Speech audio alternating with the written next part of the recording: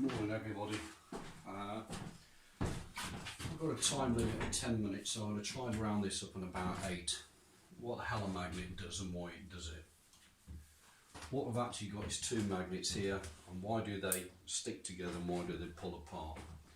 Well, it's all to do with all the different magnetic planes that go on, and trying to take all of that with something you can't see and to place it into something you can see.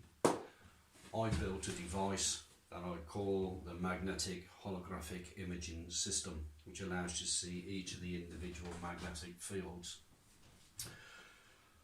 Without further ado, going into the concept of magnetic imagery, I've put it up here.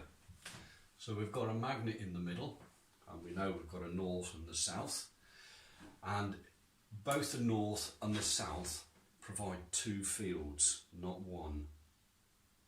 The two fields of both north and south are contra-rotating to each other. They go the other way. And to understand the effect, what I've got is a toilet roll here. You can go and get one, you know, when you go and wipe your bum. Get the bit of cardboard in the bottom, and when you look at the cardboard, you will see that there's a line going round. Now you measure that line versus time, and that will give you a clue. We turn the magnet on its end, and I said the magnetic field was going like this. You view it as an anti-clockwise motion. When I view it as a clockwise motion. And if you turn the magnet the other way, guess what? It's still anti-clockwise and it's still clockwise. So it does a contra-rotating field together. How do the two work? We have to start from an origin. So we'll start from the centre.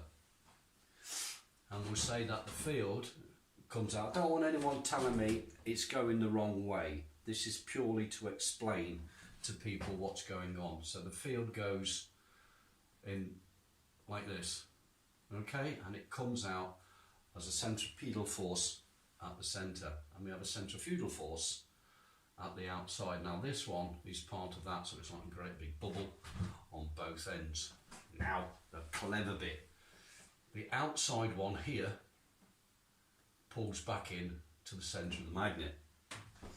The outside one here pulls to the centre of the magnet. Well, that one actually comes in this one, and you get the two lock in. So you get these two interlocking fields, which I've shown you on a picture. Go and have a look.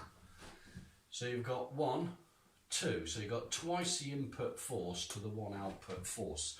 So you get a permanent motion, a bit like a bank account. You've got two lots of interest and it only ever pays out once. That's what the bank does. So the bank collects everything and only gives out a little bit each end. Now, because the way these spins are going, all of these are one direction versus all of these are the other direction. If you take a nut and bolt and have a look at the threads inside, they will only ever lock on one way. You can't put the nut the other way on.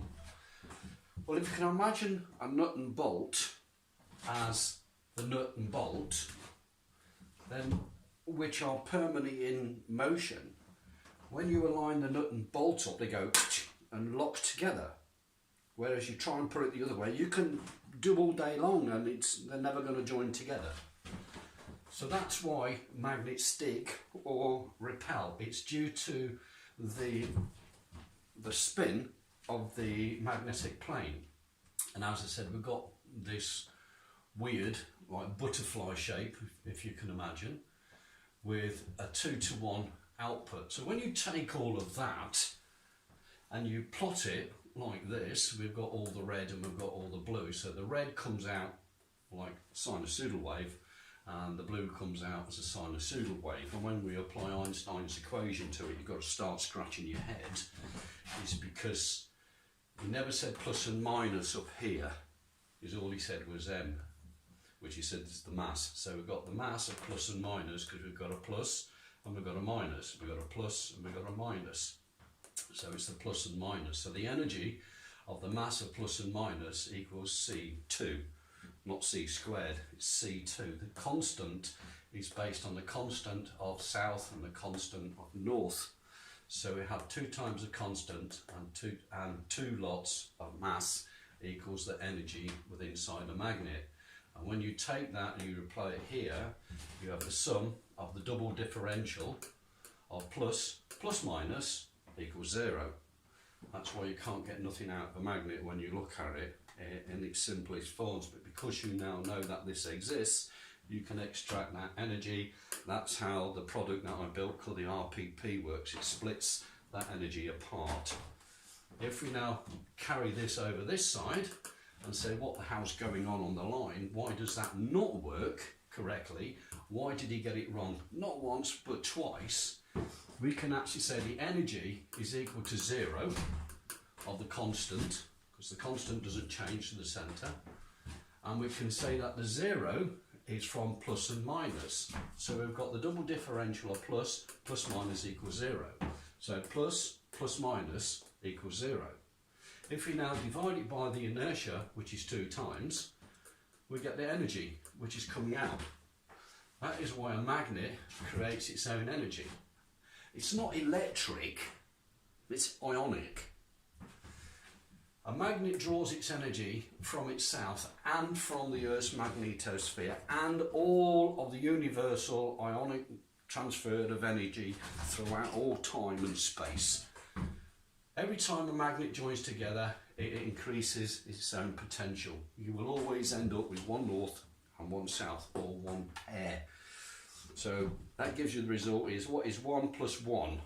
It's not 2, it's 1. If you've got one magnet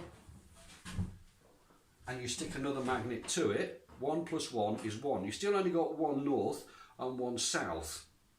So Euclidean mathematics is good for bank accounting, but it don't work in a magnet. Right, I'm just checking the time. I've got 2 more minutes, so let's have some real dangerous fun, shall we? If we said that time, you know, the distance from A to B is the duration in time.